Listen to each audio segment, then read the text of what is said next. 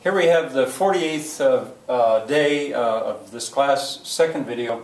We're in the chronological survey, and I want to start by having you go to the section of your notes. It's 6.1. You don't have to write that there, but I put it there for myself. 6.1. These are literary devices. And simile. Now the kids always know about a simile. That's just hammered into their heads, and they seem to always know about a simile, which is good. Anyway, I don't write down all the literary devices that there are, not by any means. But I write this one down because here we have run into a simile in some very, very ancient literature. And I'll go into that in just a second. But anyway, what is a simile? Well, a simile is a comparison using like or as. Now, some of you may be sharp enough that you've right away figured out, whoa, you've made a mistake there, Frank. And I have, on purpose. And I'll tell the kids, who sees it? There's either one, 2, 4, or 8 mistakes off the board. And by saying off the board, the kids are always puzzled. What do you mean off the board? And I say, well, they're not on the board, and they're mistakes. Well, you know, of course that gets them thinking for a while. But it's right here, a comparison using like or as. What's off the board? And, you know, they think and think about it. No, they can't always come up with it. But I'll say, I could have written using a comparison using the word like or the word as. It wouldn't have mattered. The mistake would still be off the board.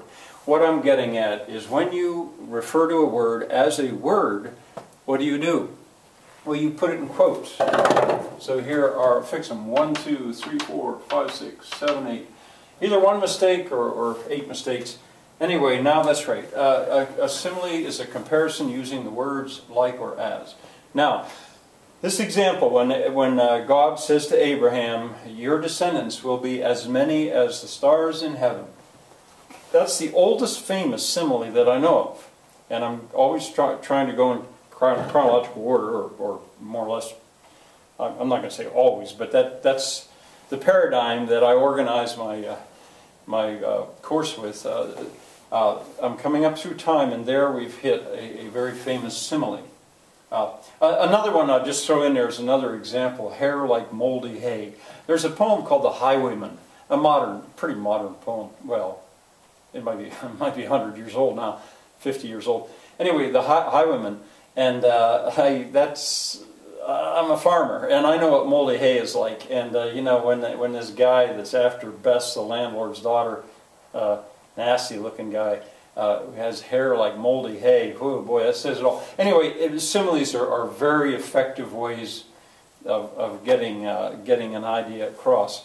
And I'm not going to go into it because they're taught so much. I'll talk about similes again later on. But now I'd like you to jump to the 18th section, 18 point something. This is the chronological survey itself, probably 18.2 or 18.3. And coming down stories from Genesis, Jacob and Esau. Write that down in quotes. There is a story, and I'm not going to go into great detail. Isaac was an old man. He married Rebekah, and by the way, notice how common these names are. I don't think I ever had a student named Esau. Don't think, but I've had many named Jacob, many of course named Rebekah or Becky. Rebekah was Isaac's wife, and she favored Jacob. Esau was the older, and Isaac favored Esau. Well, he was going to give the birthright to Esau, and Rebekah helped Jacob basically cheat his brother out of the birthright. There's a bowl of soup involved here too. Esau was a hairy man. Jacob not. I think Esau maybe was a hunter.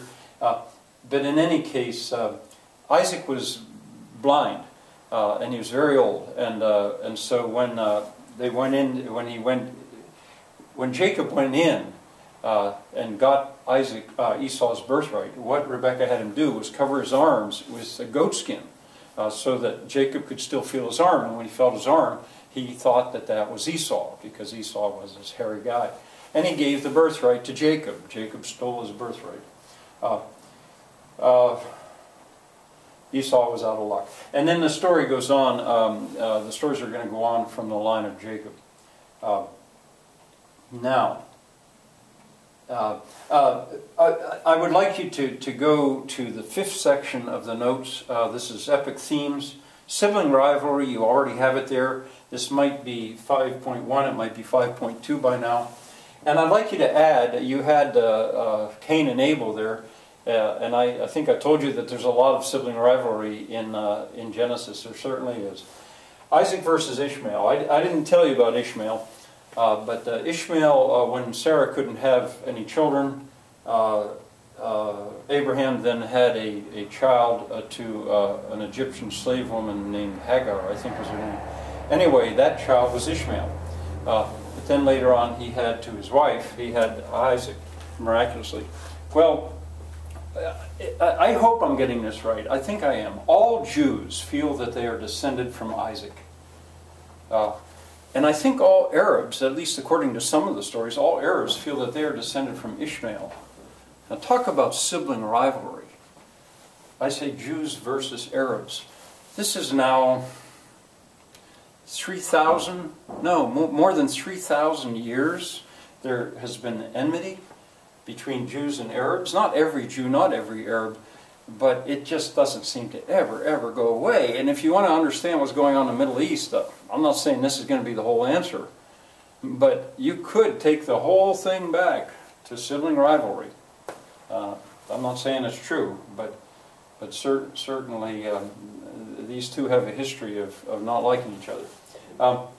And then you should add Jacob versus Esau as well. I even think that from this too, out of Isaac, eventually you hear about the 12 tribes of Israel that were the 12 sons that came from Jacob. But I think there are also the 12 tribes of Arabs. I think. I don't know this really well. I'm not a historian and I'm not a Sunday school teacher. But certainly we've got sibling rivalry here. All right, that concludes this week. Certainly hope to see some of you back next Monday.